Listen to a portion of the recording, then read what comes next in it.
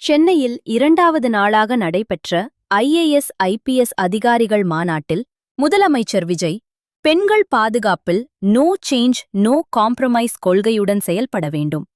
பெண்கள் குழந்தைகளுக்கு எதிரான குற்றங்களை தடுக்க தீவிர நடவடிக்கை எடுக்க வேண்டும். போதைப்பொருள் குற்றங்களில் ஈடுபடுவோரை உடனடியாக கைது செய்ய வேண்டும். கள்ளக்குறிச்சி கள்ளச்சாராய உயிரிழப்புகள் போன்ற சம்பவங்கள் மீண்டும் நடைபெறாத வகையில் கண்காணிப்பை வலுப்படுத்த வேண்டும். எஃப்ஐஆர் பதிவு செய்வதில் தாமதம் ஏற்க முடியாது. பள்ளிகளில் சாதி ஊக்குவிப்பு, புகார்களை மறைத்தல் போன்றவற்றை அனுமதிக்க கூடாது. சென்னை, கோவை, திருப்பூரில் குட்கா கஞ்சா பயன்பாட்டை தடுக்க விழிப்புணர்வு மற்றும் தீவிர நடவடிக்கைகள் மேற்கொள்ள வேண்டும். நிலத்தகராறுகளை விரைந்து தீர்க்க மாவட்ட அளவில் குழுக்கள் செயல்பட வேண்டும். அரசியல் தலையீடின்றி காவல்துறை சுதந்திரமாக செயல்பட வேண்டும். பொதுமக்களிடம் பெறப்படும் மனுக்களுக்கு விரைந்து தீர்வு வழங்க வேண்டும்.